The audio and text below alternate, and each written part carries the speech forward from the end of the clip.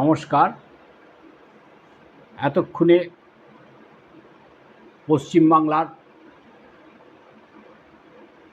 ভোটের রেজাল্ট আপনারা জেনে গেছেন।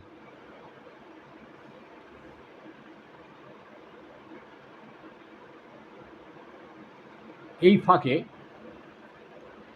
আমি একটা কবিতা পাঠ করছি এই বইটি থেকে। এটা আমার চতুর্থ কবিতার বই। এর আগেও বলেছি, প্রচ্ছদ করেছেন আমার প্রিয় অঙ্কন শিল্পী সুব্রত মাঝি।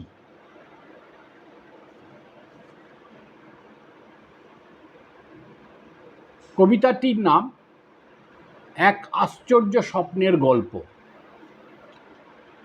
রেললাইনের ওপারে রবীন্দ্রনাথের শ্বেত শুভ্র দাড়ির মতো বাড়ির সারি, এপারে বস্তি, কালো ধোয়াটে বস্তি, মাঝে দুরন্ত ট্রেনের নিত্যি যাওয়া আসা।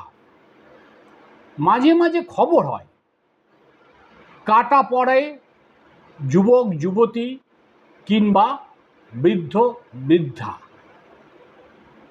ওপারের মেয়েটি ব্যান্ডের গানের মূর্ছনায় ব্যালকনিতে ঝুঁকে পড়ে। কেউ কার্পিন মাখা চুল আঁচড়াতে আঁচড়াতে বিজ্ঞাপনী ছবি হয়ে যায়। এপারের মেয়েটি ভাতের গন্ধ পেতে উনুনে গুজে দেয় সমস্ত যৌবন। লাল চোখে ফু দেয়, ভিজে কাঠের চাপ চাপ ধোঁয়ায় টসটসে জল চোখ।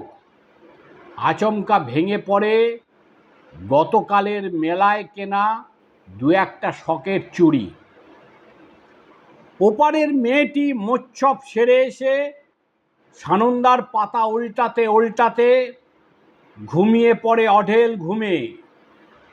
এপারের মেয়েটি 5 বাড়ি গতর ঠেঙিয়ে পোষ্টি ভাতে রাস্তার ধারে ঝুঁকে থাকা ঠেলা গাড়ির মতো টাইম ঘুম দেয়।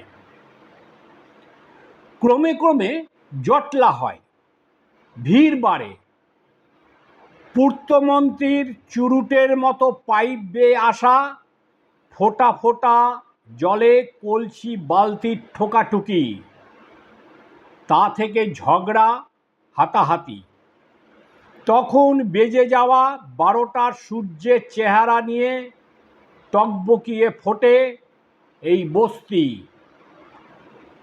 এখানকার সময় ধৈর্য, হাড় মজ্জা, রক্ত খবর হয়, টিআরপি বাড়ে।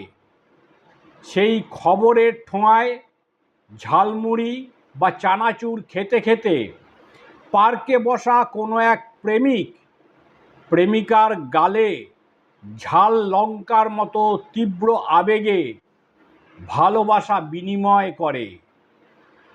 তারপর সন্ধ্যা হয়। হাজার কবির 1 কোটি উপমায় ঝলসানো বিষাক্ত চাঁদটা ওঠে এই পুরনো আকাশে। গনোরিয়া আর সিফিলিসের জীবাণু জ্যোৎস্না কেটে গেলে কাকের দল কার্ল মার্কস, লেনিন, গান্ধী, সুভাষের মাথায় বিষটা ছড়িয়ে নিয়ে আসে সফেদ সকাল। আর ঠিক তখনই বস্তির কোনো এক ঘরের অন্ধকারে এক নারীর পোষ্টি ভাতে মজা পেট ভারী হয়ে ওঠে,